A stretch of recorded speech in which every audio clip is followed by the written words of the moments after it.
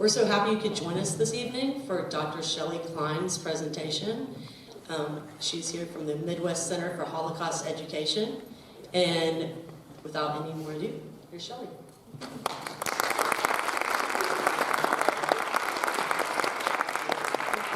Thank you all for having me back. I was here, I think it was in 2016, I came to do a talk here as well, and I was brand new at the Midwest Center, so now it's nice to be back after having been in the position a little while.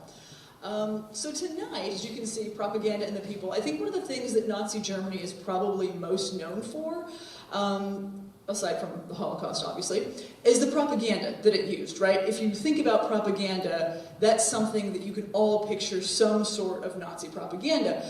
But what I want to do tonight is look not just at the more anti-Semitic images that probably you've all seen, but look at the more of a broad range of it to see when it really picked up in the 30s, what it looked like throughout the reign of the Reich, and then sort of look at where Germany is today. But before we even dive into that, let's see, where am I? Oops, here we go. We should remember, too, that there was a time when the word propaganda was not necessarily synonymous with something nefarious. That in Nazi Germany, you know, Goebbels ran the Ministry of Propaganda. So there was a time when propaganda just meant dissemination of information, whether it's true or blatantly false, to influence and shape behavior. So it didn't have the connotation that we know it to have until really after the Nazis. And that really changes the way we view this word as well.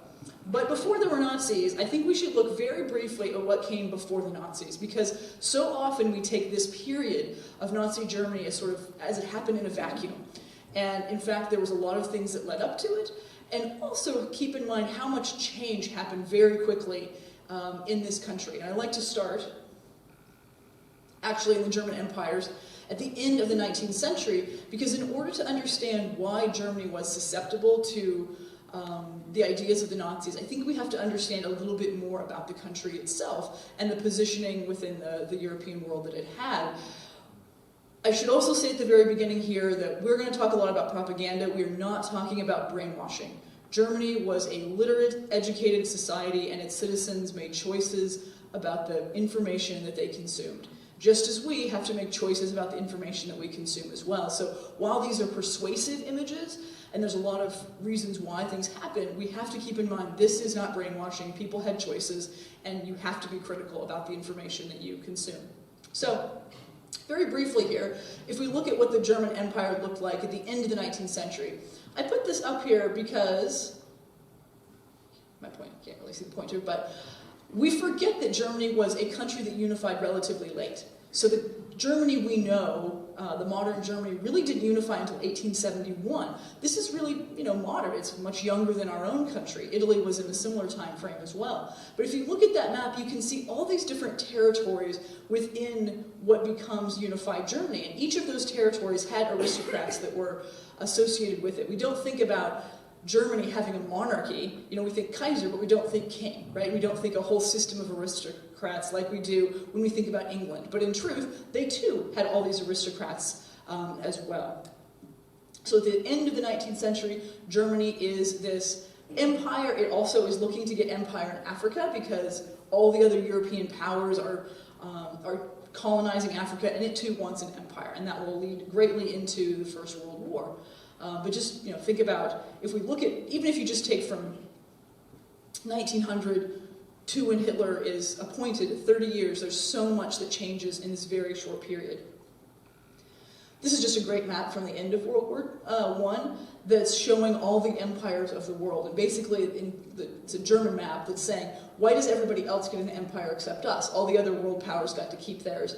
Why not us? And I just like it to, it's a good reminder that lots of the world, these powers had carved up other portions of the world, including, you can see America on here as well, the buffalo is to represent the American Empire. Just another quick one too.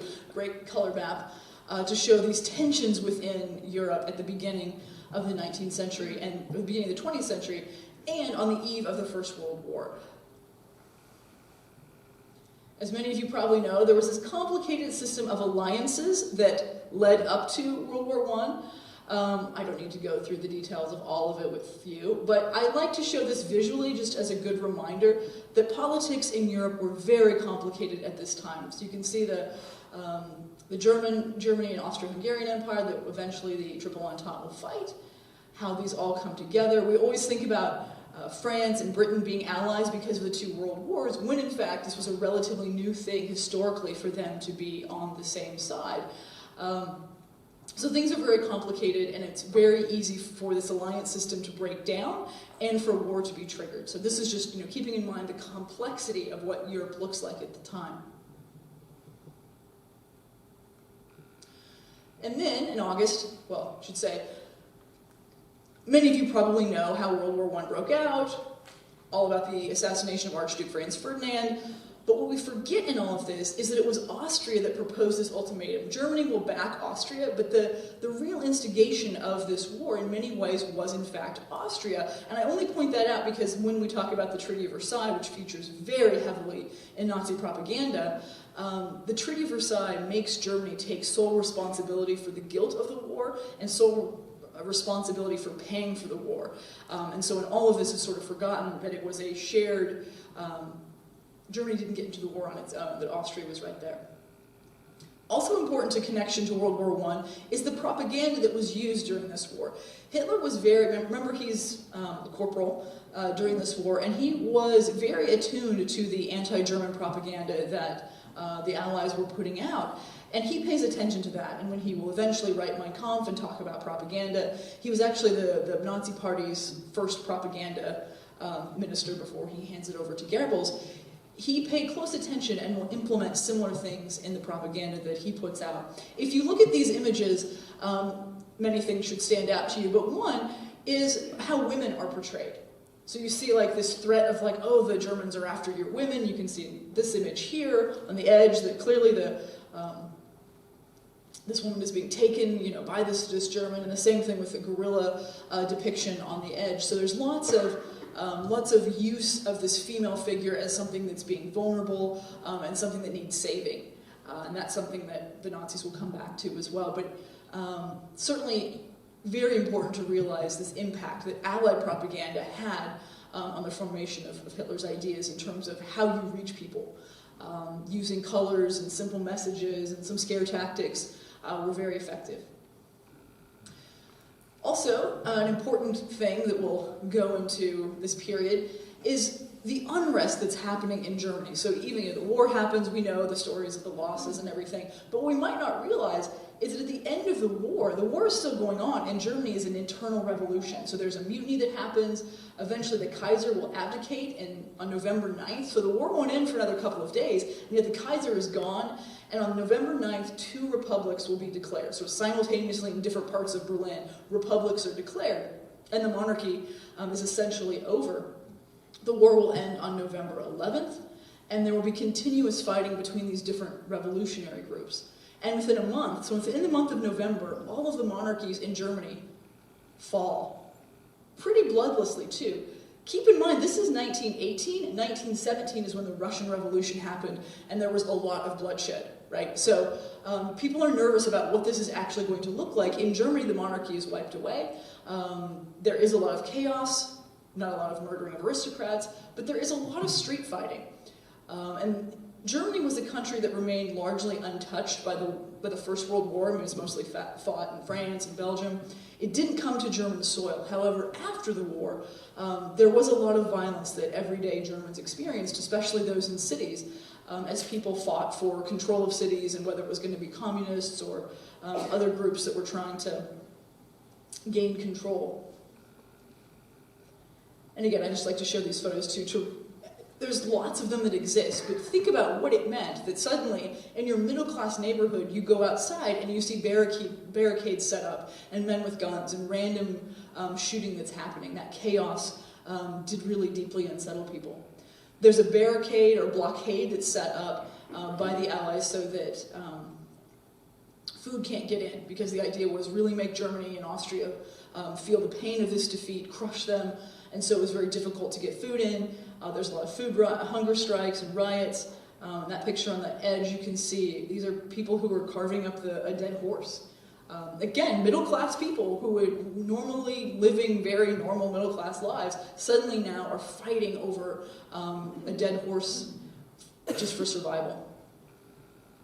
And then we get the Treaty of Versailles in 1919. Again, I only bring this up too because it's important to see how this will play into Nazi propaganda. This means that Germany's military has to be dramatically reduced. Very, very small military after this.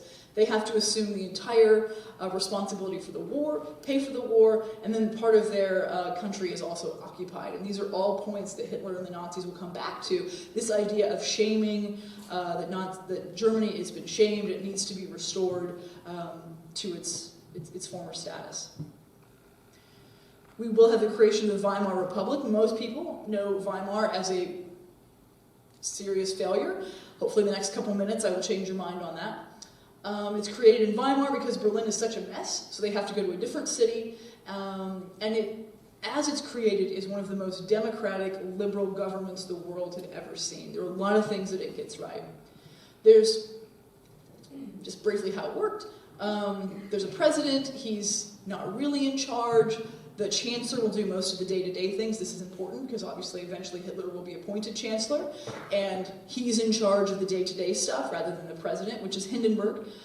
Hindenburg was a really decorated World War I hero. And then the way the elections work is it's proportional. So if you get 30% of the national votes, then you get 30% of the seats in the Reichstag. So again, important in terms of how the Nazis will get elected. And also important, censorship ends. So you see that famous cabaret culture really grows up out of this period where there is no more censorship. You can publish and say whatever. There is an uneasy start to Weimar. And these images here, people burning money or taking wheelbarrows of money to buy loaves of bread, those are the things that are probably the most well known about Weimar. And they are very true. This hyperinflation of the early period was very serious. You can see here, a loaf of bread in 1919 cost 1 mark. In 1923, 75 billion. I mean, that is incredible hyperinflation. People would get paid in the morning and they had to rush to buy their goods as fast as they could because by the end of the day or even by noon, the currency would be devalued even further. Because the economics are so terrible, the sex trade also flourishes because when people are left with nothing, many people resorted to selling their bodies. It's within this difficult start of Weimar that Hitler has his first attempt at taking control of the government. The failed beer hall putsch in 1923. He and the very small Nazi party, as it was trying to take over a beer hall in Munich, and the idea was start at the beer hall, take over the city, eventually march all the way to Berlin, modeling themselves on what the fascists had done in Italy with Mussolini. Unfortunately for Hitler, they never get outside of Munich, so it's a pretty big failure. Luckily, though, because it doesn't get outside of Munich, it doesn't become like a federal crime. It just stays within sort of like it's a lower level of crime. So even though he does go to prison, it's for a short term, and it's a pretty cushy prison where he has furniture and a secretary, and he writes Mein Kampf. So not exactly a hardship. And it gives him this chance to, when he writes Mein Kampf, lay out some of his plans for the future. But after 1923 and this failed putsch, we see this golden age of Weimar, and this is something that most people don't know about. And I like to mention it because I think it's really important that we don't think of the Nazis as inevitable. They didn't have to happen. There was a lot of progress during this time period that people just assumed would continue, and of course it did not. So I think it's a valuable lesson that history is not a march towards any one thing. And progress that's made has to be jealously guarded or it can be lost. So in this golden age, things, seems like the government's about to collapse, but then we lend Germany a bunch of money. And when we do, that means they can make the reparation payments. It means their economy stabilizes, hyperinflation goes down, employment goes up, and things really start to change for the better. So here are just some things that Weimar got right. And again, I like to show these photos of people in Weimar doing things other than burning money, because this was in many ways a very exciting time for people. The Constitution provided for many of the freedoms that we know in our own Constitution. Welfare programs were expanded. The working class really does experience living standards go up for working class people. Middle class stay relatively the same. There isn't a huge jump for the middle class like there is for the working class, which also means that the Nazis are better at targeting the middle class because they know that they gained less from Weimar, whereas the working class did get a lot of help during this period. More things they got right. Women really enter the workforce in a big way. They go to university, they can vote.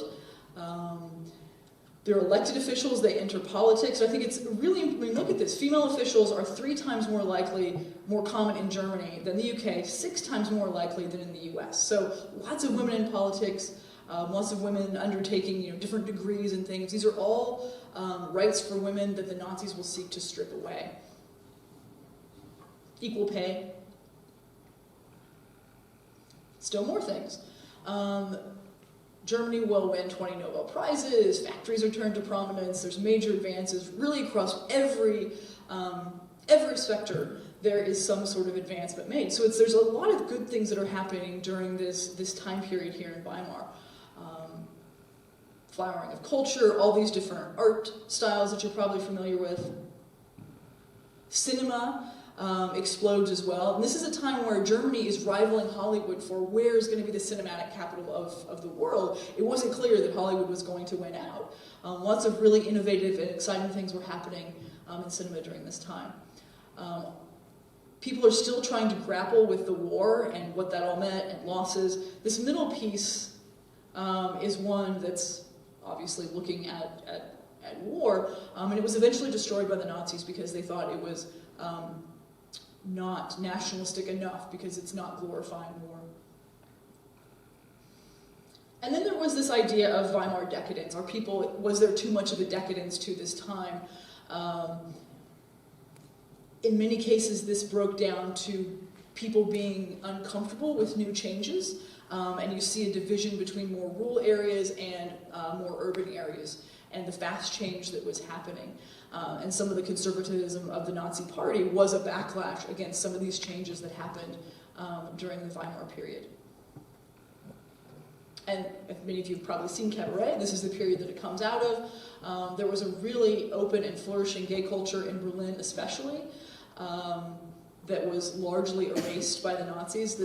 The top corner picture is one of the most famous clubs in Berlin, a gay club, and when the Nazis took over, they made it one of their headquarters as a very strong statement of this is no longer what will be tolerated or encouraged.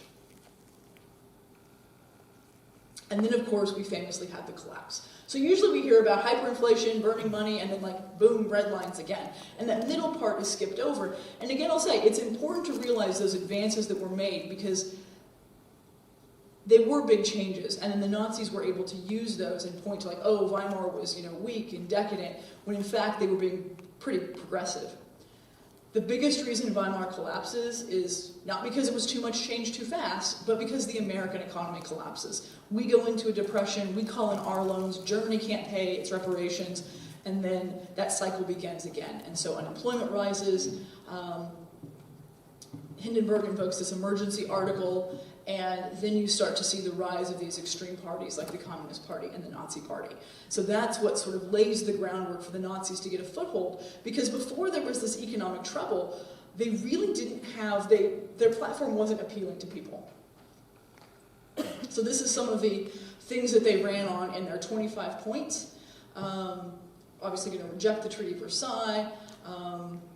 They distrusted the liberal media, wanted to throw out foreigners, stop immigration,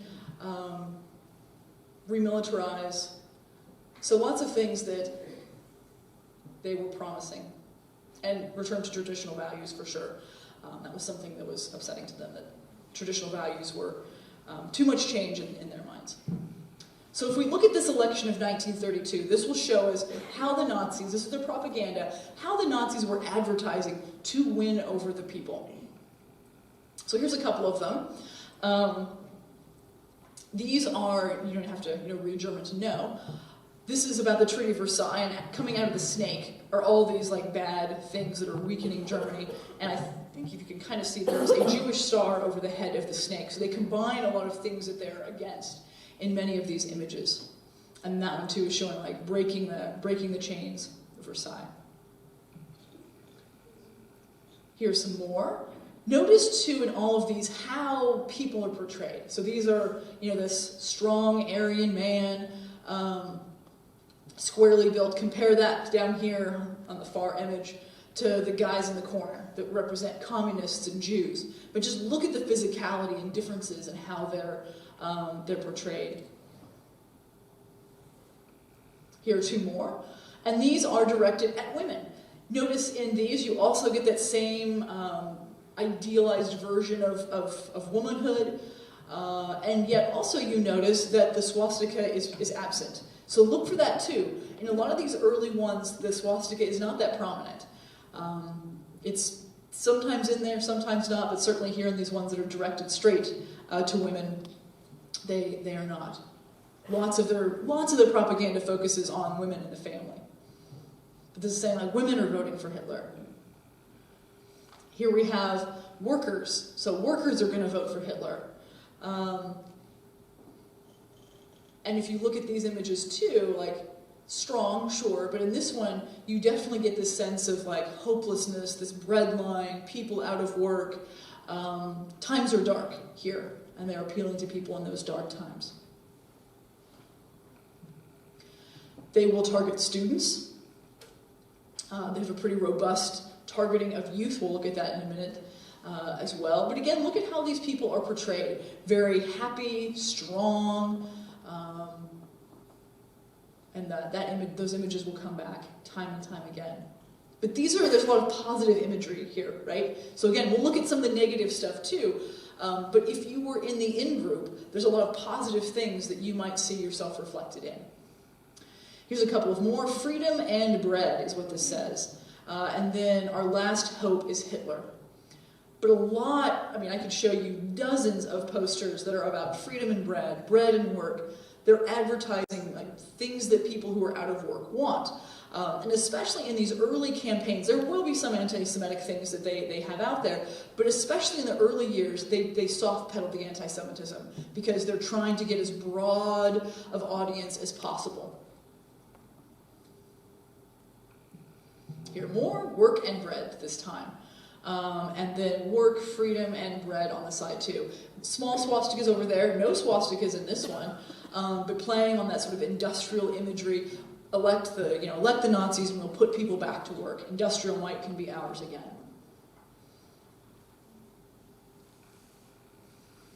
Another, again, breaking these chains that are holding people back. And you'll notice too that while many of them, you'll see a few more that have Hitler in them, lots of them don't have Hitler himself. They're really about what the party can do for you.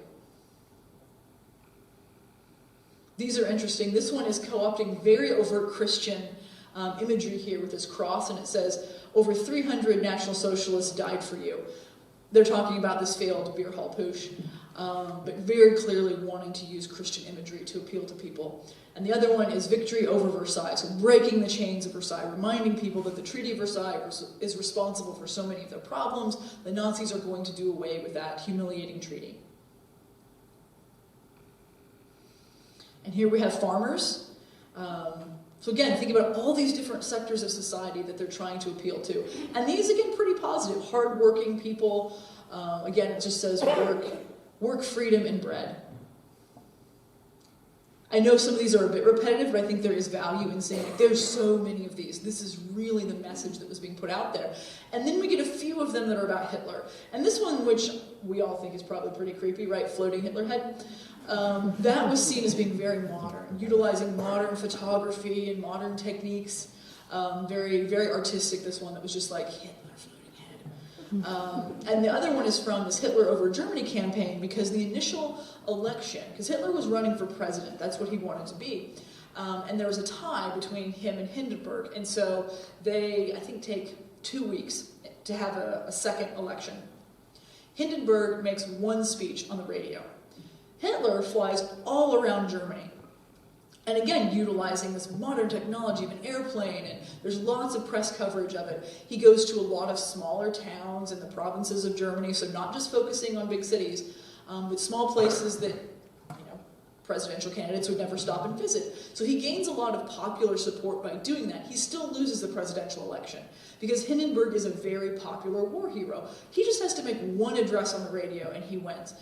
Hitler campaigned pretty significantly, loses, but it does help get him more name recognition and eventually makes him well known enough that Hindenburg is persuaded to appoint him chancellor. So in this election of 1932, Hitler does not become president, but the Nazis get 37% of the national vote, which means they get 37% of the seats in the Reichstag. This is not a majority, but it's the largest minority in the Reichstag. Nobody gets more seats than they do. So because of that, Hindenburg agrees to appoint Hitler as chancellor. And remember now, chancellor is the person who's going to do the day-to-day operations, really function more like what we think of a president, rather than what the role of their president. But this is really significant. 37% of the people elect Hitler. That's the largest vote the Nazis will ever get in a free election, is 37%. And if you look back, in 1928, they're only getting 2% of the vote. In 1930, it's only 18%. So this isn't a landslide. I think so often when we think about how the Nazi Party comes into power, we have this narrative of failed Weimar and Versailles, and then landslide of Nazis, and it's only 37%. And so again, think about what that means when a majority of citizens do not elect the leader, especially in this case, when things take such a turn after the Nazis are in power. You never know when it's going to be your last election until it is in fact your last election. So, once they're in power, they now, and again, 37%, not huge. So one of the things they want to do is rally the nation. Talk to the people who they consider in the in-group. Who are their people that they're talking to? Look at that. This is actually a postcard showing this sort of community of people all coming together in something they call the Volksgemeinschaft. So this is the people's community. And the Nazis would say that they are bonded together through this national and Nazi terms, racial community as well. So who's in the in-group? And for the people who are appropriately German, appropriately Aryan, not Jewish, not Roma, not handicapped in any way, these are the people that they're going to target. One of the first things they did was implement a program called Strength Through Joy. This meant that the government would sponsor things like cruises. So ordinary working class, middle class people wouldn't have never had a chance to go on a cruise before. It's too expensive. Well, now they're going to have special cruises. So you can, at a discounted price, go on a cruise. And it's meant to unite people, organize people's leisure time, and control their leisure time. And it also helps stimulate the tourist industry. Here's a menu from one of these cruises. So while you're on the cruise, having your fine food and having a good time, you'd also get some, lectures on Nazi worldview, and so you're still getting that political message as well. There's some more posters from this, encouraging people to get out into nature and hike and enjoy the beauty of the countryside. They organized free concerts of music that they considered to be, good German appropriate classical music. They were going to give everyone a Volkswagen. There was, the Volkswagens were part of the Strength Through Joy, and there was this program that you could put aside part of your wages every week, or every month. You'd have a little coupon, you'd put it in your book, and you'd pay, and eventually, at the end of a certain amount of time, you could turn in your book, you'd pay it into it, and you would get your car. No one ever got a Volkswagen. No Volkswagens were ever produced until after the war. Even though this was instant, and so lots of people paid into something they never got. Go back to that briefly. The factory that was supposed to start making them the war was coming, and they started making war equipment and tanks and things. So no Volkswagens until after the war. There were lots of festivals that were put on. Night of the Amazons, which is if you look on YouTube, you can see video, color video of this Night of the Amazon thing. This nighttime festival where they had women naked women riding around on horseback. It's unclear why. France did some sort of other festival, and then the guys in Germany were like, oh, well, we can do this better. Our ladies are prettier, so let's do it. Which is why you see in this ad they've got like French wigs on. So is this also sort of like nationalistic? We're better than you. But you can see footage of these weird nighttime. You think about the nighttime torchlight parades, but there's also nighttime naked lady and horse parades as well. Folk festivals, lots of folk festivals. This top one here is an opening of that Volkswagen factory that these people are like, cars, we're getting them. No. But they showed up to be excited for the opening. But lots of rallies. When you think about propaganda, think not just about paper things, but about these events that the Nazis were very good at organizing as well. Films, the radio they utilized in new ways, gave everybody a radio, which is great. But also that's the best way to then hear some of this propaganda that, of course, they're going to be saying over the radio. We think about fireside chats and FDR. They had the same thing, only their version was with Hitler. And then if there's this focus on the family, lots and lots of images on the family. Notice there's an eagle in both of these pictures. That represents the state sort of looking over, is the most powerful one.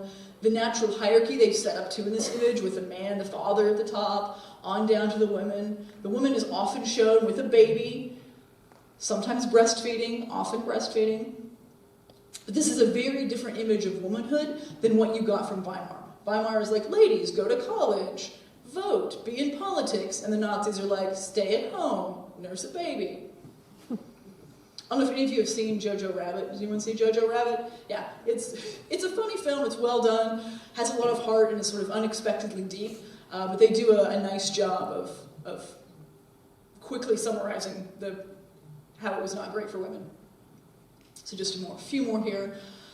They had organizations to help the poor. People would come around on Sundays after this thing was instituted. This Eintopf pot thing is a one-pot meal. So basically, like, you throw everything in the early version of a crock pot. So rather than having your Sunday roast, a big expensive meal, you were supposed to cook everything in one pot, save money, save resources, and donate the money you saved to a fund to help less fortunate families. And so on Sundays, there would be people who came around with those little red cans saying, here, have you, ready for your donation, you have to put in money to this. So again, the idea is good. Some people then resented that it was mandatory. But you see lots of photos of people showing today today in Berlin, we're all eating from this one pot. Even Hitler, the Führer, he eats the one pot meal as well. So it's encouraging this sense of community. This one says, don't spend, sacrifice. Briefly go through the youth. Read that. We often think about the Hitler Youth. So we'll look at those a little bit, but there was the lady version of the Hitler Youth as well. And some of these photos I think are just interesting to look at because it reminds us too that these were just activities that were provided for young people. And it was kind of a radical thing, especially for women, young girls, to be allowed out of the home to participate in some of these youth movements. And so they were effective at getting people on board because it was a new thing. And they focused on youth because obviously they're malleable. They want them to grow up to be the next generation of the community. And you can see how the numbers for the Hitler Youth really increased, especially after it became mandatory. There were lots of organizations for boys, and then eventually the Nazis will outlaw any competing organizations, and that really makes the membership go up, as does the mandatory. So for the girls in the BDM, they would have these weekly meetings outside of their home, but in someone else's home. So you still, within the realm of respectability. They would talk about worldview, and they also did a lot of physical activities. And then they learned about Hitler too. But here's just some images of what these women are doing. Big focus on sewing, big focus on traditional work of women, taking care of children. This is a great one because you see this staged photo of a Hitler Youth and a BDM girl. She's sewing this Hitler Youth kid has ripped his uniform or something, and so she's going to use her womanly skills and sew it up for him. But you can see in one photo this very clearly defined gender roles for each of them. And they had festivals for the kids too. Many of these things just look like summer camp. So they are talking worldview, but they're also just doing a lot of youth-based things. Camping and sports. So these are requirements for the women. Basically, all of this is training for their future duty as a woman to become a mother. And the photo there that shows them with the baby carriages, they instituted a program that if there were working women who needed people to take care of their kids, these BDM girls would be, volunteer babysitters to take care of the kids and prep them for their future mother duties. Eventually, they will learn a little bit about farming too, and they're shipped in some cases to rural areas to help on farms during the war. Physical fitness is always in service of being a healthy body to bear children. So you can see how that breaks down. And again, if you go on YouTube, you can find lots of bizarre videos of these Hitler Youth weekends and camps and the calisthenics that they're doing, and the guys are like punching things and the girls are like waving flags. And, so it's very, very gendered in the activities that they're pushed to do.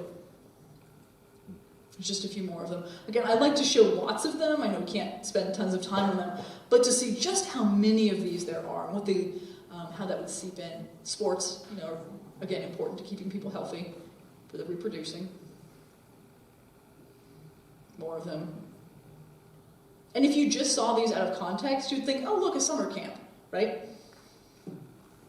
Here's a magazine that was for the BDM, and you can see how it changes over time. Very focused on kids, and then as the war comes, it becomes much more military, factory-focused. Here's another one focusing on traditional, look, they're in their traditional, like, German. This could be, a photo from a much earlier time period. These traditional costumes and sewing and whatnot. Here they are in the East, gathering, doing some farming. More military-type stuff. And then here we are later in the war, where this actually looks like our version of Rose, like Wendy the Welder, Rosie the Riveter, and this is the German version of it. And then the boys, of course, are going to be much more military-focused. Same thing with their magazines. It becomes increasingly focused on war and military as the war goes on, and that takes over everyone's consciousness.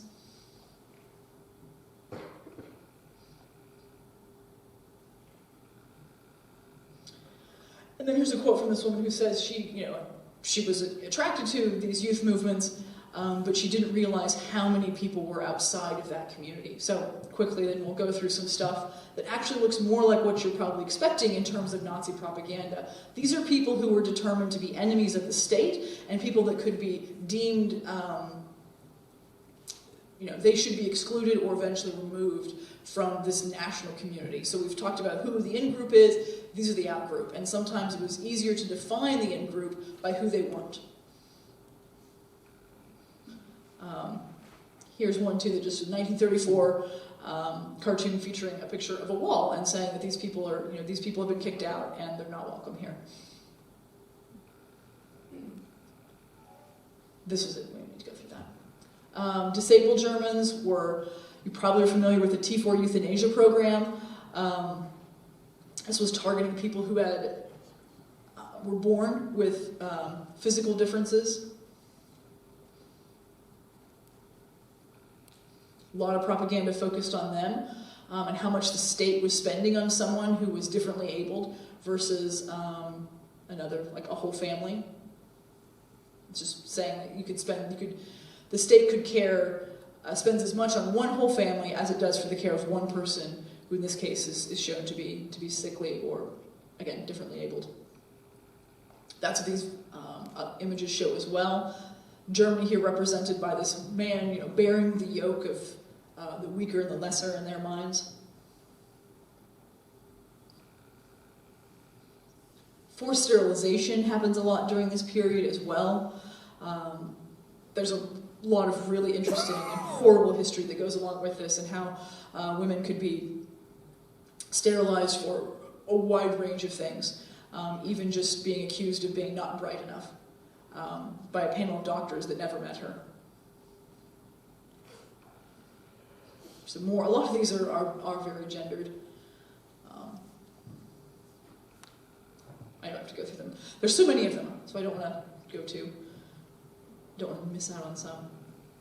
The Roma, you might also know as gypsies. They too were targeted for racial inferiority, and they thought inherited, criminality, things like that. But another group that is deemed as an out group that does not belong to this national racial community of Germans. Soviets are often conflated with Jews, so you'll see a lot of propaganda that shows Jews and Soviets, Jews and communists as sort of the same thing. They're often depicted as sort of being less than human. This image here is from Belgium. It was distributed in Belgium, but you can see there's both a Soviet star and a Jewish star there, so that often those things are very closely connected together. Here's some that were from distributed in more Soviet territories, and you can see this idea that behind Stalin is really a Jew, and that the Jew is the devil. So you see that sort of connection there too. The Jew is the devil, and then Jews are also communists. More of these, really getting that message out there. This is too saying that, according to their 25 points was their original platform, Jews cannot be citizens, and you will see eventually Jews lose their citizenship. There's lots of pre-war anti-Semitism across Europe. It is not just a German thing. It's certainly not just a Nazi thing. And so I just quickly show this to show all of these 19th century versions of anti-Semitism that people were well acquainted with that predated the Nazis. And then you get the Protocols of the Elders of Zion, which was also this forgery that was very prominent at the time. Unfortunately, it's also still prominent in our time. There are places around the world where this forgery that says that the Jews are controlling the world and doing all of these things, you can go to places where people still believe that this is a real thing and not this anti-Semitic forgery. Those are just a few covers. It's one of the most pervasive and long-lasting anti-Semitic tracts out there. Hitler is elected or comes to power in 1933, January. By April, you start to see some of these anti-Jewish measures taking place. So there's, at the same time that there's propaganda happening, there's also legal restrictions happening to Germany's Jews as well. So I just put a few of those up here. Things that make it a little bit harder for Jews to be Jews and a little bit harder for Jews to be German. Jewish people in Germany were very well integrated. And so what a lot of this propaganda aims to do is separate them out from a society that they were already integrated into. And they get the propaganda going, and then you legally start to separate people, and it's a lot easier to believe propaganda when you don't have an everyday example to sort of bump up against it. So one thing they did was ban Jews from social clubs. Maybe you played soccer with your Jewish neighbor, after work every day. Well, now you can't, because Jews can no longer belong to that social club. A lot easier to start believing these other ideas when you're no longer talking to people in the same integrated way that you were. Nuremberg laws happen. Basically, this is 1935. Constitutional changes are made in Germany so that Jews lose their citizenship. They can no longer marry non-Jews or have any sort of sexual relations. They can't fly the German flag. So we see more of this. So now that they're separated out, socially separated out you can't have any sort of intimate contact. They're worried about this racial component. You see images like this. These are people who are being very publicly shamed for having relations with Jewish people, sexual relationships. And it says, like, I'm being kicked out of the Volksgemeinschaft. Sometimes it says, I've committed race shame. Think about what this means that this was so public. And sometimes it's very much done by the government. Other times it's much more spontaneous. People were used to seeing this and thought, oh, I know this, this lady around the corner, she's been dating this Jewish guy, let's teach her a lesson. And so sometimes it was very spontaneous, very homegrown, people just wanting to make a force of, what's acceptable and what's not acceptable anymore. Again, this sort of idea of race shame, you shouldn't even be friends with someone of a different race. A children's book, what happens when you reproduce with someone not of your own kind. More children's books. You may have heard of The Poisonous Mushroom, one of the most famous propaganda pieces. This was aimed at kids, to teach kids that Jews are dangerous even if they look like you, like a poisonous mushroom in the forest. It may look like all the other mushrooms that are safe to eat, but in fact it could kill you. More stories from that. But again, these are aimed at children. Look at, even without looking at the text, you can see just in the way the bodies are depicted, the way the Germans are depicted versus the way Jewish people are portrayed. Another one, classic stranger danger image here. This Jewish person is obviously trying to get these kids with some candy. A Jewish doctor on the far side there, going to do something terrible to this Jewish or to this non-Jewish girl. Another children's book. Again, just contrast the body types that they're teaching kids here. The strong worker versus this not very fit middleman who's getting wealthy and fat off the labors of others. This one is interesting because it's both anti-Jewish and also anti-Catholic. Because it says, she belongs to the church and he belongs to, or Satan, both are lost to the German race. So it's a really interesting mashup of being anti-Catholic and anti-Jewish at the same time. Other images that show the Jews controlling the world influence here, strangling the globe. Der Stürmer, some of you maybe have heard of Der Stürmer. It was an early Nazi or an early anti-Semitic publication. Predates the Nazis being in power, has some of the most violent anti-Semitic images of any of them that were put out there. And eventually, at the end of the war, the man who published it was tried and executed by the Allies. That one there is the most famous cover. It's referencing blood libel. And blood libel is this medieval belief that Jews were stealing Christian children, specifically boys, to kill them and take their blood for sacramental wine. And then, again, you can see references this even today. So this idea, this referencing of blood libel and anti-Semitism is a trope that is alive and well. The middle one on the bottom won it's a British cartoon, and it won best cartoon in 2004 or something. And then just a few of these, showing that these are actually from 1943, and I think maybe also 43. But this is showing the Jews are behind the war. But by 1943 and 44, this one's 44, the Jews of Europe are mostly gone, right? The bulk of the Holocaust is over. 43 is the big year that sees so many murdered. And so by the time that a lot of these images are out there, there are no Jews to speak of in Europe. Certainly not in positions of power. And again, just a few more to show this lurking Jew, the one who's responsible for all the devastation and loss. These are just a few to show rallying people to war. I should have gone back very quickly. This one here. This one is an image too that says why are we fighting? We're fighting for bread for our children, right? Obviously that's not what World War II is really about. That's not what Germans are really doing. But again, a very clever image and one that speaks to a wide range of people and something that could be on any side. If you just saw this, it says we're fighting for food for our children. You'd have no reason to think that that's a Nazi German slogan. Just a few more.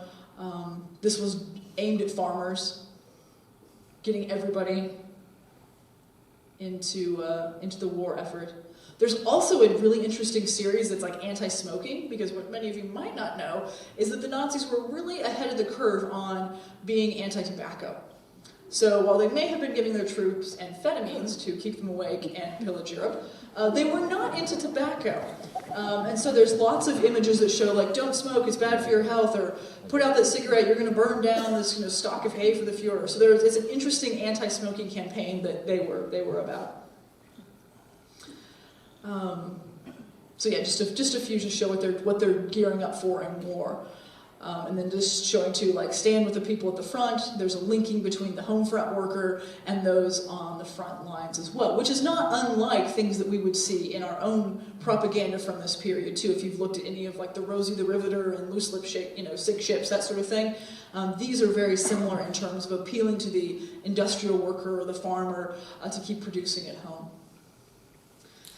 And then finally, if we look at what happens in the aftermath, this is Dresden, which we can talk about afterwards a little bit if we need to. Post-war justice, so at the end of all of this, there are some people like Julius Streicher, who was producing Der Stürmer. He is executed by the Allies because of his, what he was producing was so violent. There were other people, propagandists, who were not prosecuted, or if they were, they weren't convicted and executed, but his was of a particular type over such a long period that it went well above normal type of wartime propaganda. And then the last two images are actually Allied things that we showed, basically saying Nuremberg, like the crimes of Nuremberg, like this is your shame. And then the very far images of an auditorium full of Germans who were being shown footage from the concentration camps as well. Because after the war there had to be this pretty active denazification program, which was sometimes effective and sometimes not. You're probably familiar with lots of town people being paraded through concentration camps so they would see what happened there and not deny it. That was part of it. Posters are part of it. Renaming streets, part of it. So there's a real effort to sort of reorient society after all of this, Nazi worldview had been so common for so long.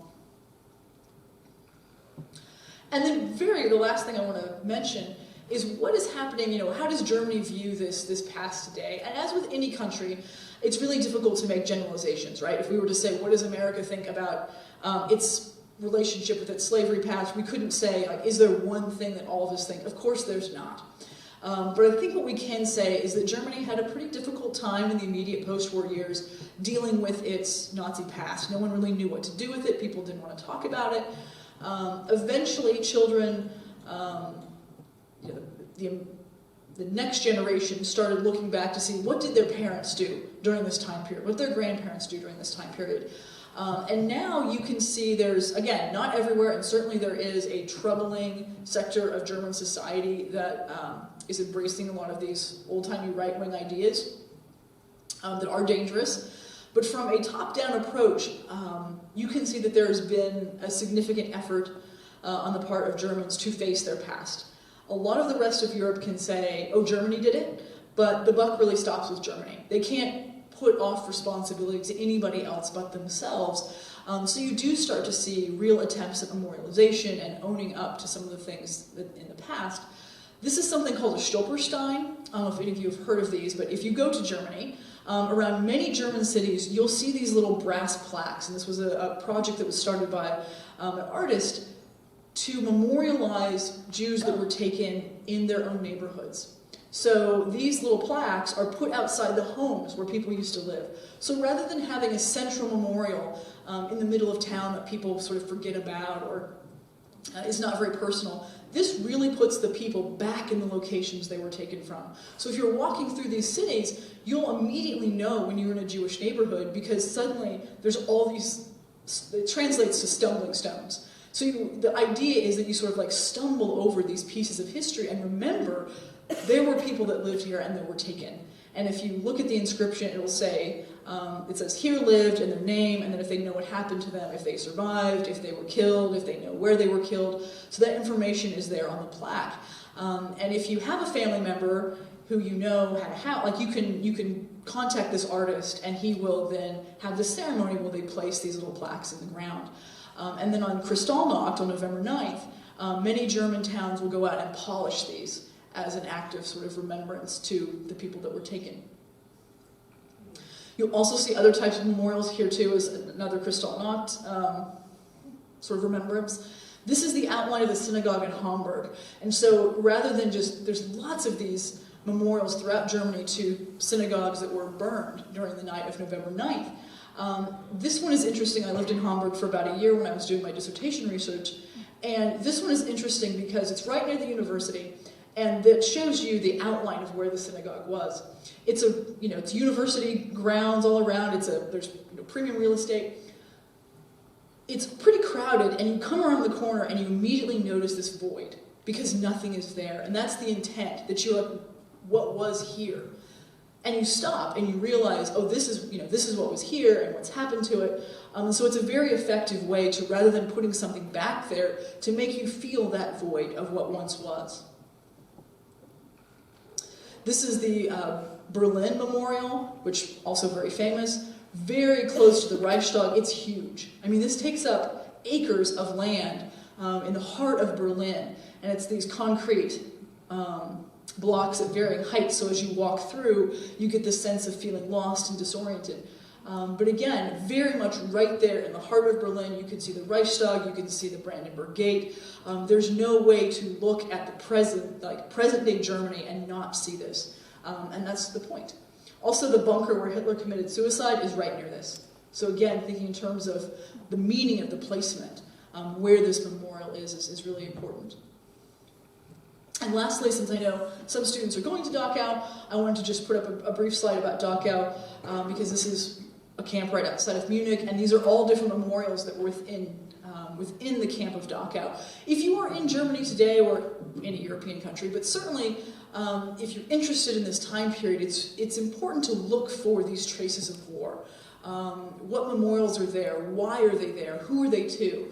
When you go to Dachau and you see all these different memorials, a Jewish one, a Catholic, an Orthodox, Protestant, it reminds us that the people who were in these places didn't experience it as one monolithic prisoner group. Everybody was experiencing with their own specific identities, and that often plays out in terms of memorialization as well. Memorials aren't perfect, and obviously there's a danger to, you put a memorial in place and then it's very easy to say that's going to hold the place, and then people actually end up forgetting. So it's important that with any memorialization effort there be some sort of constant effort to keep that story alive and keep people actually remembering it. And then lastly, don't forget to come back here a week from now to see the play From Silence that's here.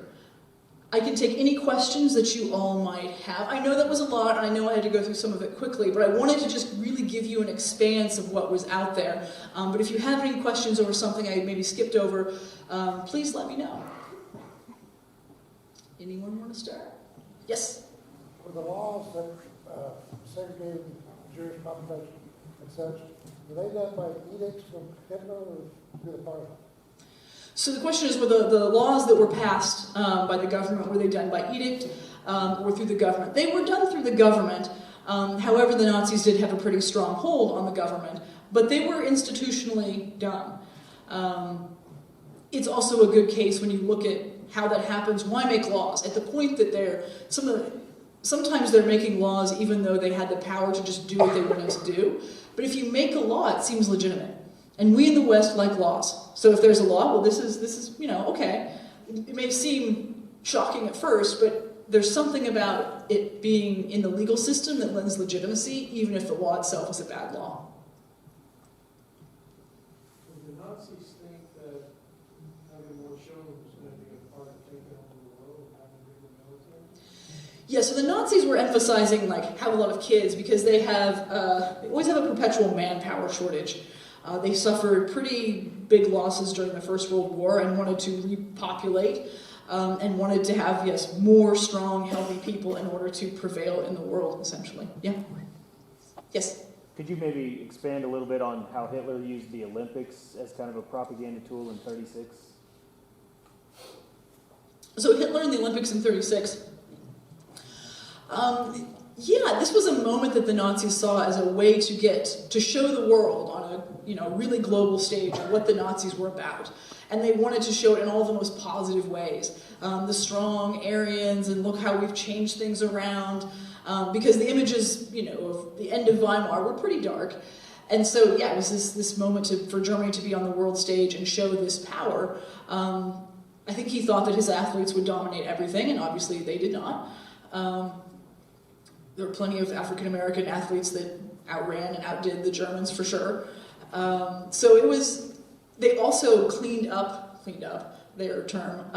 They took a lot of Roma population that was outside major cities and they put them in camps because they didn't want the world to see that Germany had these vagrant populations, just sort of like, they wanted it to be all pretty. So that, at what cost? So they took down all of their signs that said the Jews not wanted here, and a lot of the anti-Semitic, because that was in 36. 35 is when the Nuremberg laws went into effect. A lot of the overtly anti-Semitic things that were just up, they took down, so the world would just see like, oh, prosperous Germany, and not see that dark side.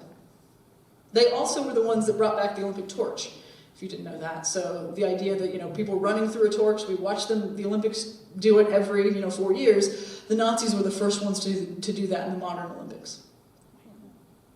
Yep. Anything else? Yes? Where did the swastika come from? The swastika is an ancient symbol. It's found across many cultures. It means slightly different things in different places. It's sort of a good luck futuristic thing. What the Nazis do is rotate it. So you'll see lots of, even in Native American designs, there's a swastika that it's flipped, but it's just sort of flat.